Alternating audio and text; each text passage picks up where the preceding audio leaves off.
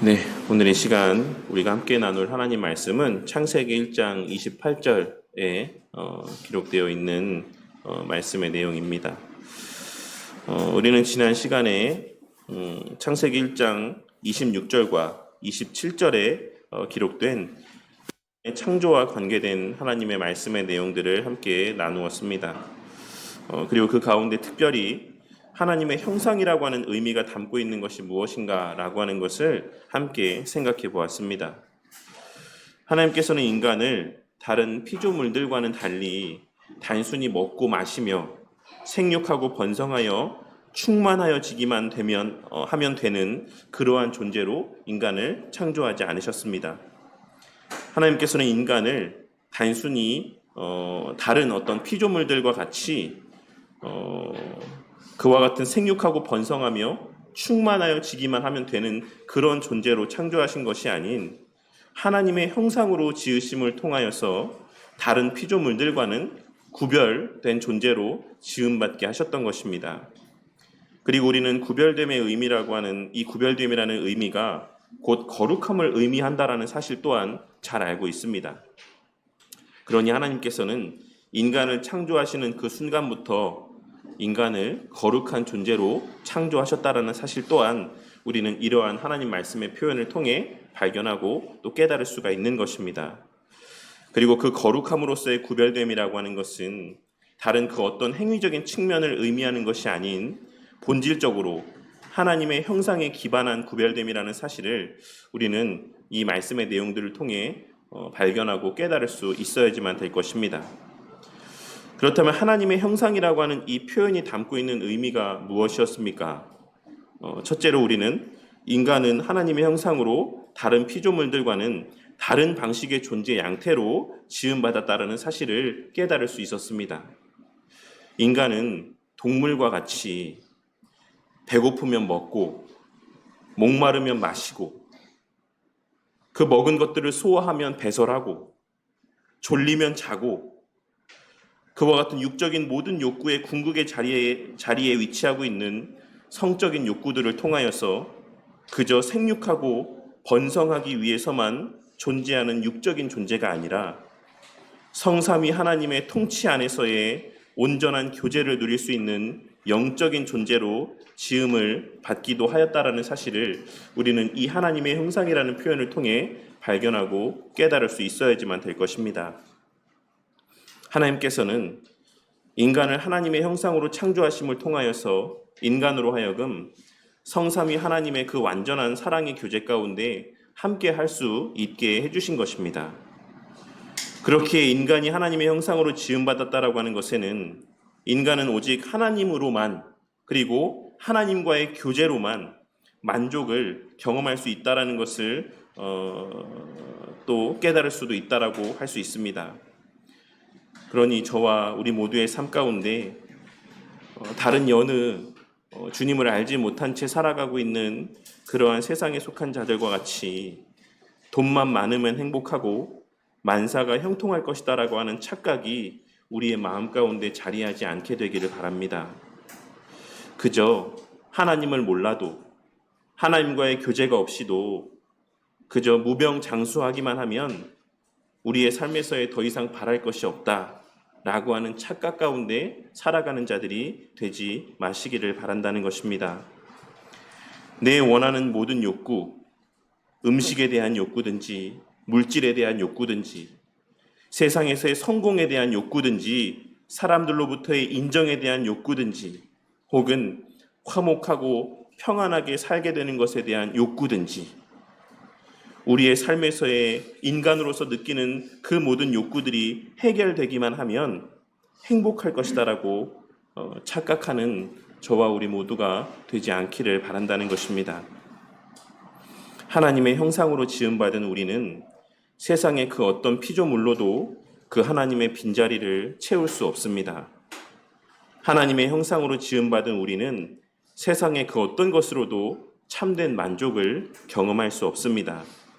이 사실을 깨닫고 삶 속에서의 그 부질없는 것들 가운데 참된 만족의 대상을 찾는 자들이 되지 않기를 바랍니다.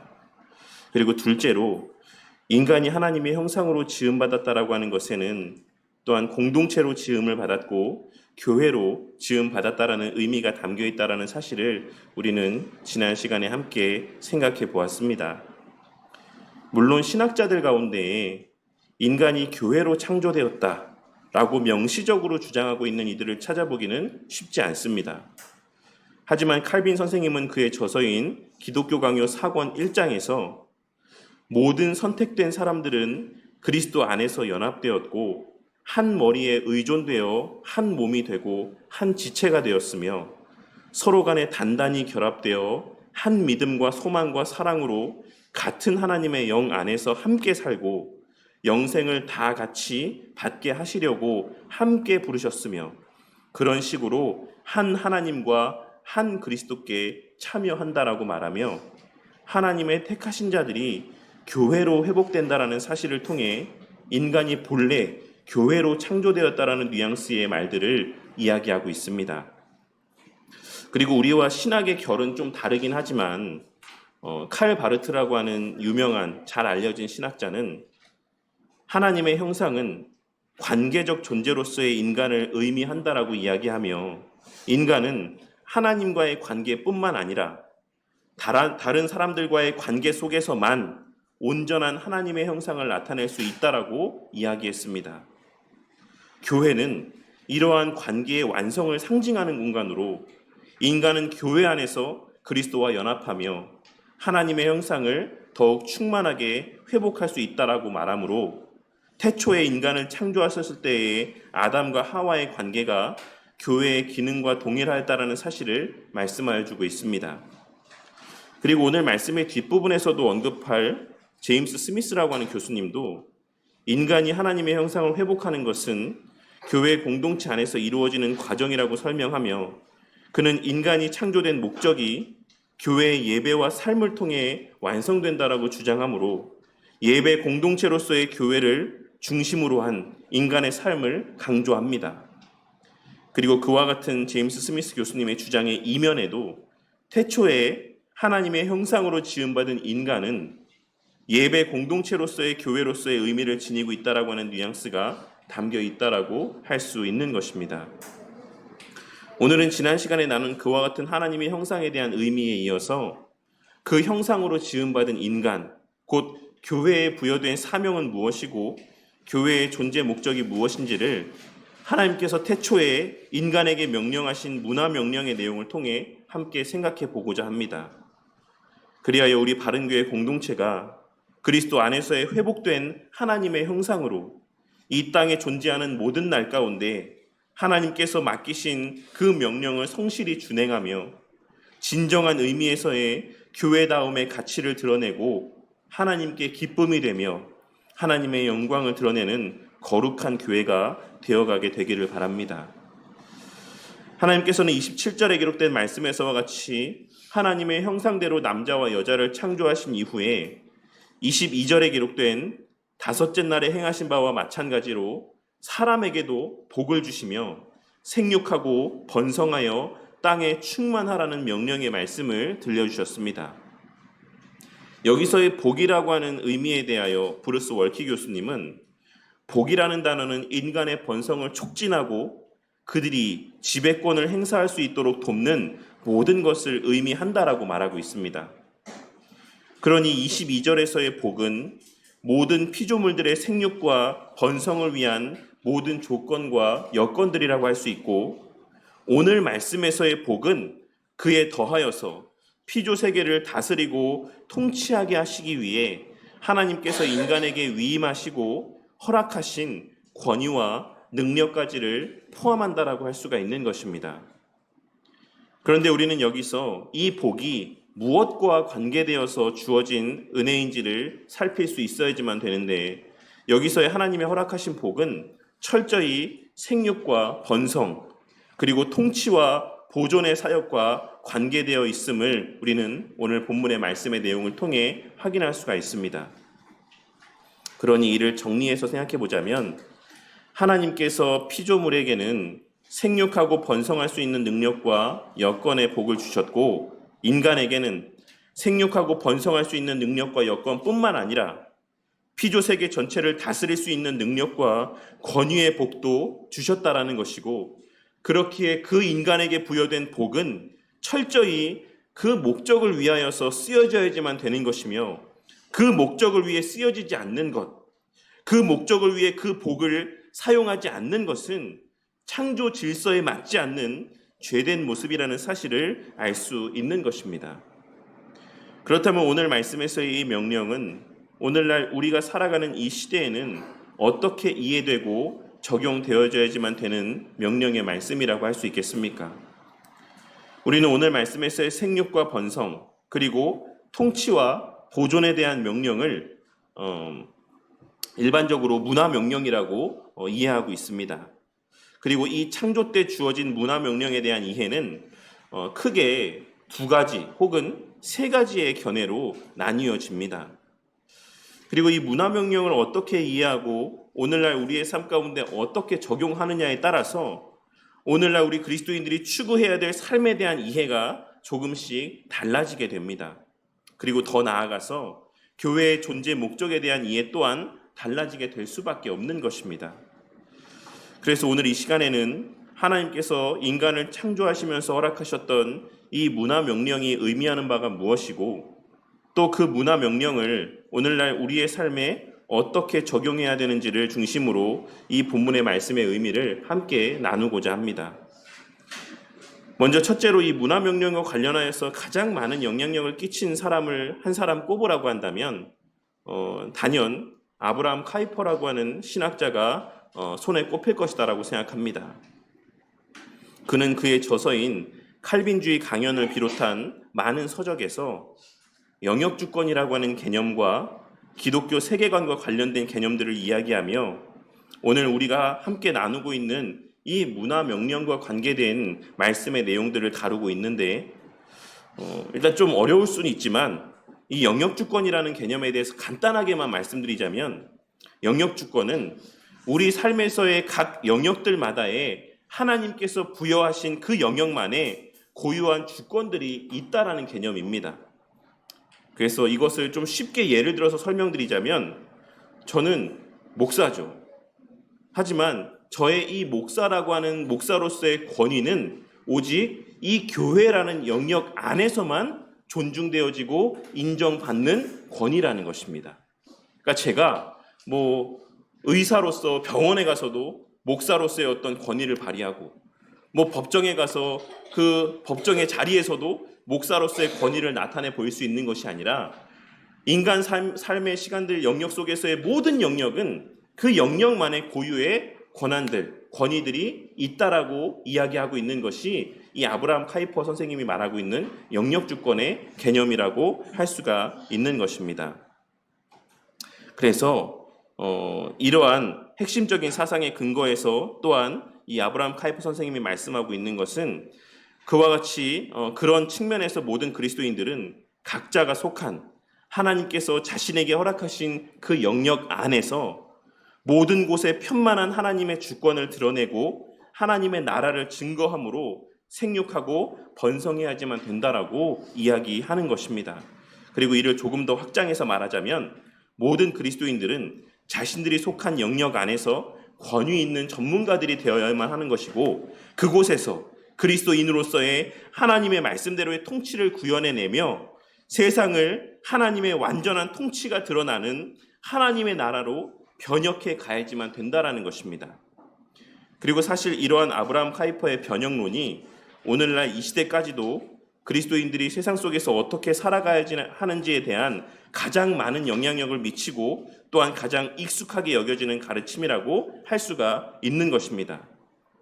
그래서 제가 지금 말씀드린 내용이 좀 성도님들에게 어렵게 들려질 수 있지만 이러한 모습의 발현으로서의 성도님들에게 익숙한 한 모습이 무엇이냐면, 한동안 한국교회 안에 요셉이 되게 추앙을 받고 비전과 꿈이라는 단어가 교회마다 울려 퍼졌던 이러한 모습들을 좀 생각해 보시면 이 아브라함 카이퍼 선생님이 말하고 있는 이 변형론의 의미가 무엇인가를 좀 더 쉽게 이해할 수 있으실 것이다라고 생각을 합니다. 그래서 그리스도인들이 높은 자리에 올라가고 세상에서의 영향력 있는 자리에 가고 각자의 영역 안에서의 최고의 권위자들이 되어서 하나님의 임한 이 땅에 그 하나님의 통치를 구현해내고 이 세상을 하나님 나라처럼 변형시켜 가야 된다. 온 영역에서의 하나님의 권위를 드러낼 수 있어야지만 된다라고 하는 것이 아브라함 카이퍼 선생님이 말했던 어떤 변형론의 핵심이라고 할 수가 있는 것입니다. 그런데 이와 조금 다른 이야기이긴 하지만 전광훈이라고 하는 유명한 이 분도 이러한 아브라함 카이퍼의 변형론의 근거에서 물론 이 카이퍼 선생님이 말하고 있는 이 변형론이나 영역주권을 오해한 데서 비롯된 모습이긴 하지만 이 전광훈이라는 분도 이 아브라함 카이퍼의 변형론의 근거에서 기독당을 창당하고 지금도 여러 가지 그런 대외적인 활동들을 하는 것이다라고 할 수 있습니다. 그러니까 그런 사람의 모습을 보시면 이 아브라함 카이퍼 선생님이 말하고 있는 변형론의 의미가 무엇인가를 그러니까 완전한 의미는 아니지만 어느 정도 유추할 수 있을 것이다라고 할 수 있는 것입니다. 그래서 저도 좀 전에 들은 말이긴 하지만 이 정광훈이라는 분이 그렇게 아브라함 카이퍼를 좋아한다라고 합니다. 그러니까 좀 물론 실제로 더 깊이 파고 들어가면 이 카이퍼 선생님의 가르침들을 오해한 데서 비롯된 행위이긴 하지만 그것을 우리가 잘못 이해하게 되면 이 정광훈과 같은 분과 같은 이런 모습들을 나타내 보일 수 있게 된다라는 것을 우리가 좀 주지하고 있어야지만 된다라고 생각을 합니다.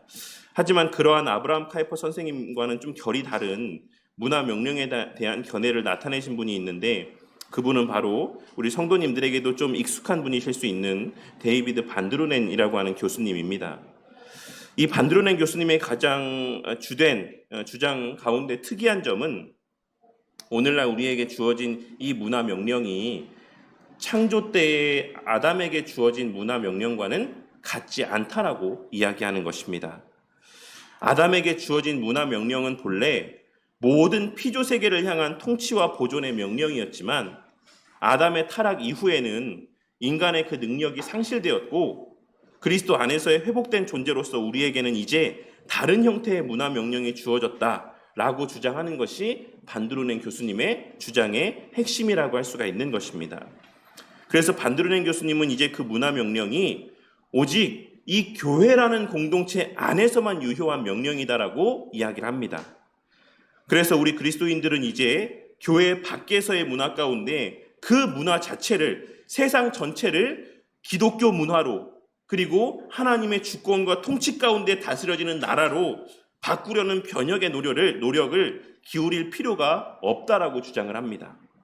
교회 밖에 존재하는 문화들은 그냥 일반 은총으로서 바라보며 그저 누리고 즐기기만 하면 되는 것이고 우리가 통치하고 보존하며 변혁해가고 생육하고 번성해야지만 될 이 문화 명령의 의무는 이제 교회 공동체 안에서만 감당하면 된다라고 이야기를 하는 것입니다.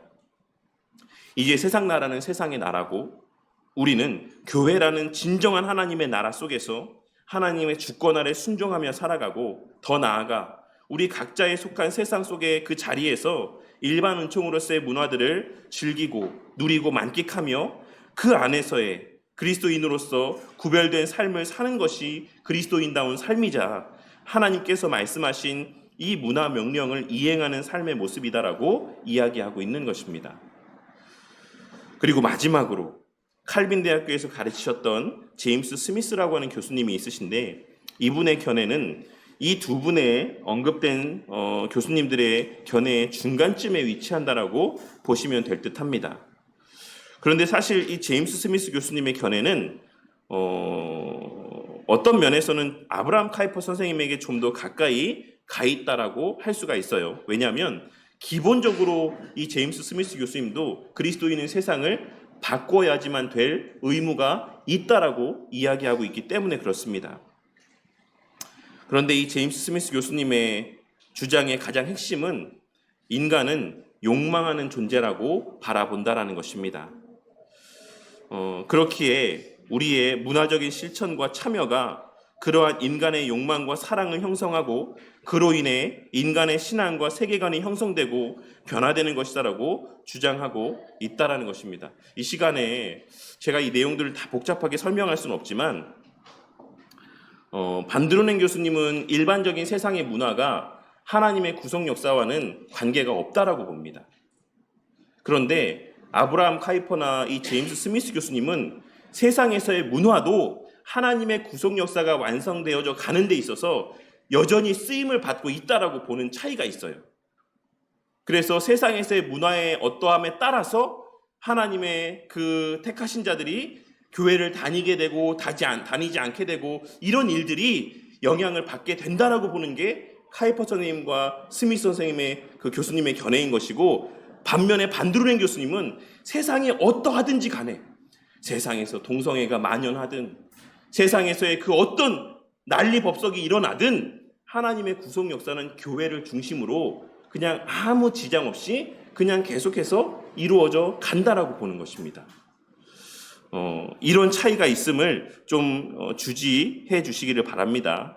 그래서 인간은 끊임없이 무엇인가를 욕망하는 존재인데 곧 결핍을 느끼는 존재이자 그 결핍의 문제를 해결하기 위해서 끊임없이 애쓰는 존재인데, 그렇게 사람들이 무엇을 보느냐, 어떤 문화 가운데 살아가고 있느냐, 그 사람이 어떤 가치관과 어떤 이념을 갖고 살아가느냐에 따라서 그 욕망하는 바 또한 달라진다라고 이야기를 합니다.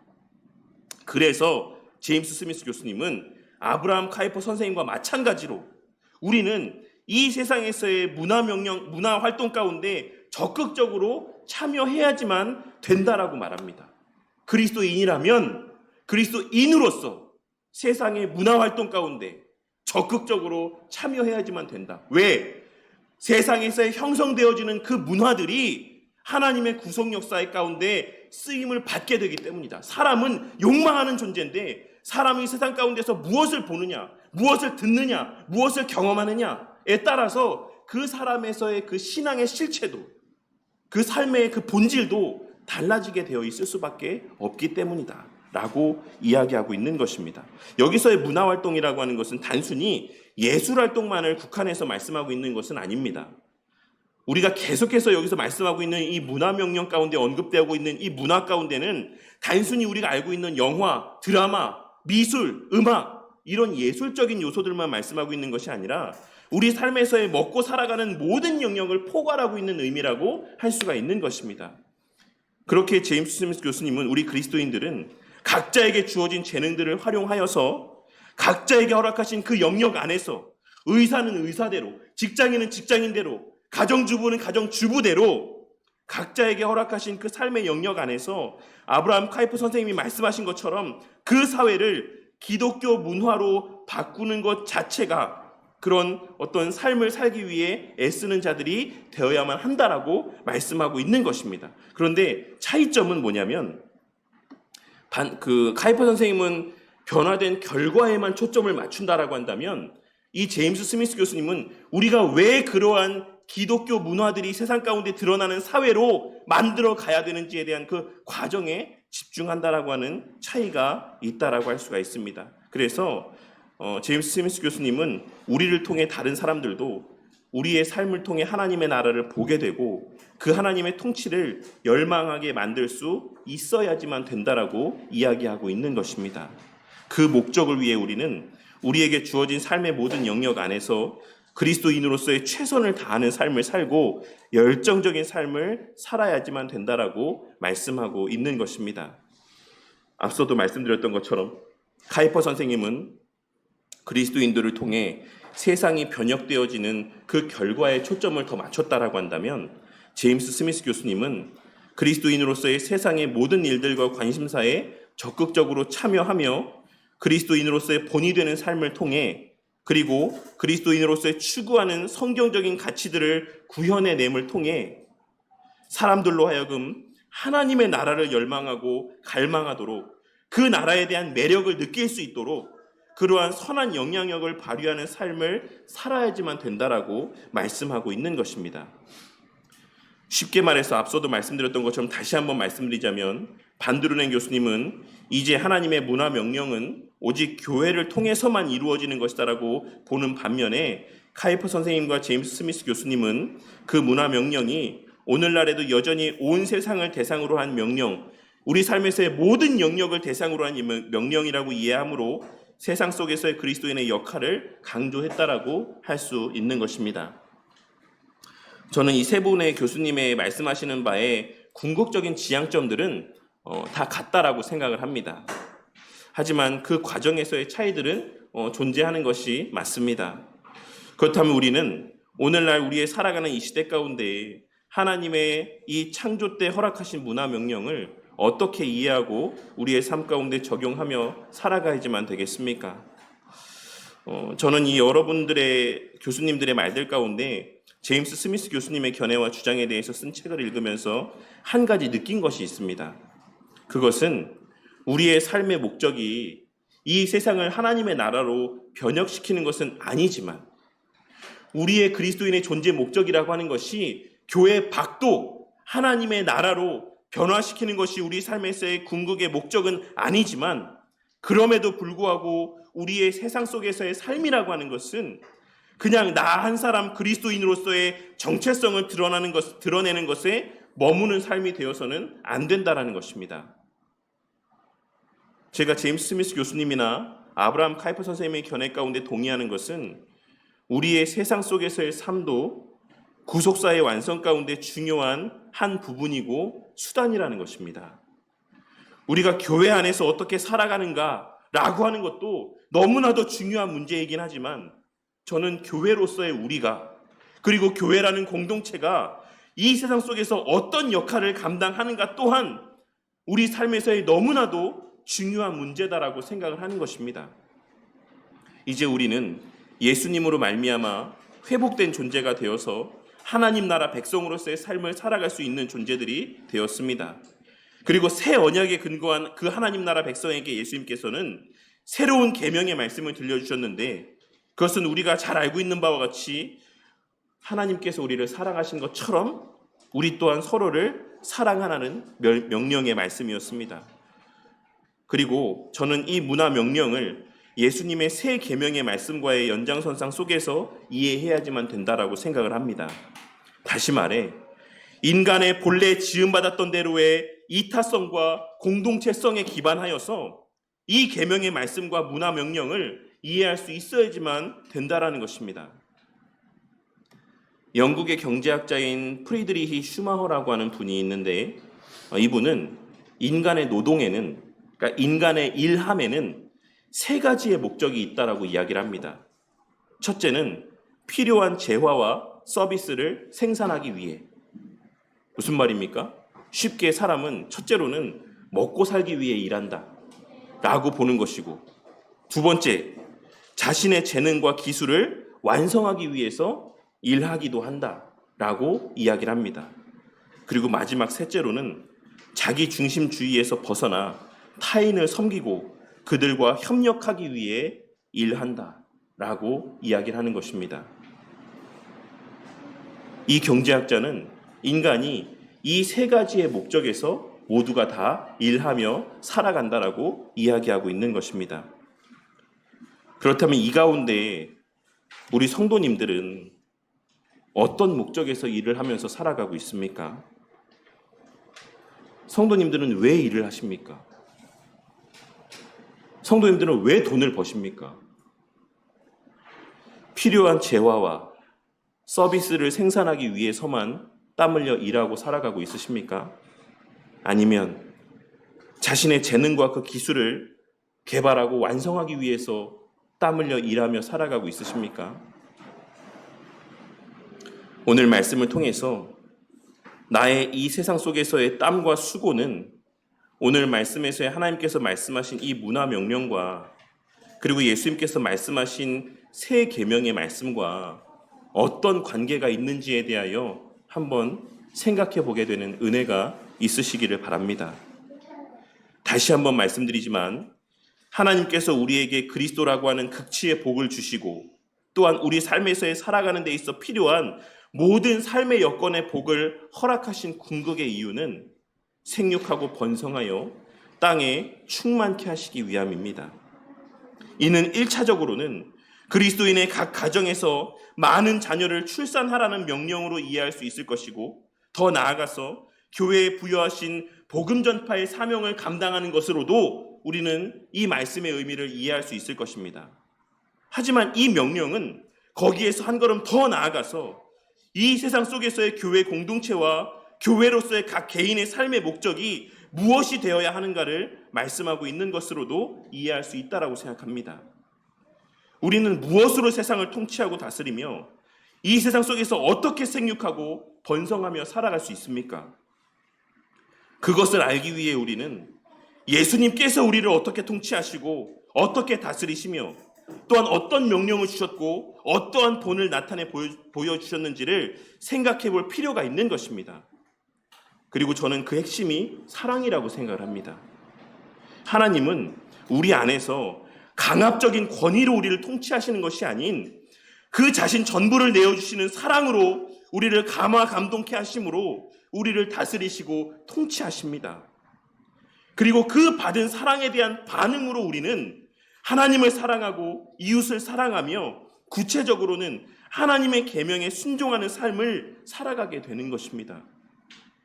저는 우리의 사명이 이 세상 전체를 하나님의 나라로 바꾸고 변혁시키는 것은 아니다라고 생각합니다. 하지만 인간은 스미스 교수님께서 말씀하셨던 것처럼 보는 것, 듣는 것, 그리고 그 삶에서의 경험하는 것들에 영향을 받게 될 수밖에 없는 존재이므로 예수님께서 우리를 사랑하셨던 것처럼 이웃을 사랑함으로 우리의 속한 자리에서 이미 임한 하나님의 나라와 그 나라의 가치가 우리의 말과 행위를 통해 증거되어질 수 있기를 위해 늘 하나님과 관계된 것들을 말하기 위해 애쓰고 그 말씀의 실제를 드러내기 위해 애쓰며 살아가는 저와 우리 모두가 되어야지만 한다라고 생각합니다. 우리에게 주어진 가정과 우리에게 주어진 직장과 우리에게 주어진 일터와 삶의 모든 여건들은 그 목적을 위해 복으로 주신 것들이라고 할 수가 있는 것입니다.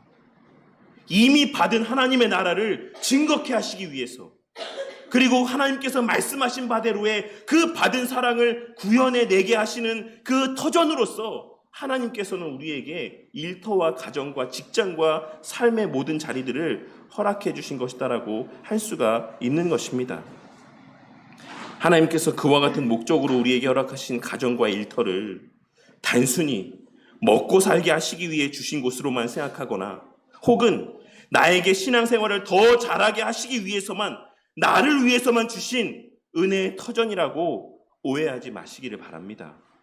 앞서 그 경제학자가 이야기했던 것처럼 그와 같은 목적에서만 일하며 살아가는 자들이 되지 마시기를 바란다는 것입니다. 우리에게 주어진 일터, 우리에게 주어진 가정, 우리에게 주어진 그 모든 삶의 터전을 통하여서 그 안에서 나를 통해 다른 이들이 하나님을 알게 되는 축복의 통로로서의 역할을 감당케 하시기 위해 나에게 그 삶의 터전들의 복을 허락하여 주셨음을 기억하고 그 안에서 생육하고 번성하여 땅에 충만케 하시기 위해 나의 그와 같은 삶의 여건들을 허락해 주셨음을 기억하고 명심하며 살아가는 저와 우리 모두가 되기를 바라는 것입니다.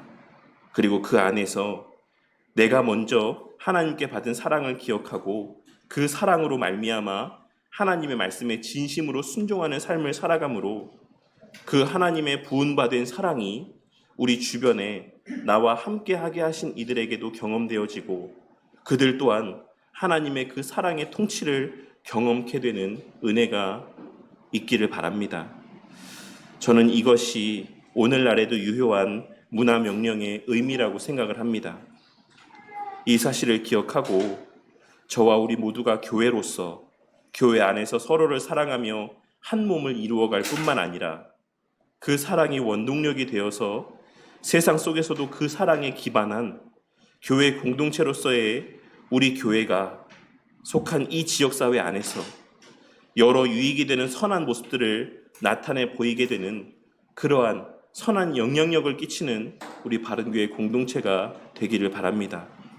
그리고 뿐만 아니라 우리가 각자 속한 곳에서 하나님 말씀대로의 삶을 구현해내기 위한 열심 있는 삶, 치열한 삶을 통해 그 하나님의 사랑의 통치가 우리의 속한 곳에서도 충만하게 증거되어지게 되고, 그리하여 그곳에서의 또 다른 주를 믿게 되는 자, 하나님 나라에 속한 자들이 생육하고 번성케 되어져가는 복이 더하여져 가게 되기를, 우리의 삶의 모든 터전에서의 우리의 삶이 그 목적을 위해 쓰임받는 복된 삶의 모습들이 되기를 주님의 이름으로 간절히 축원합니다.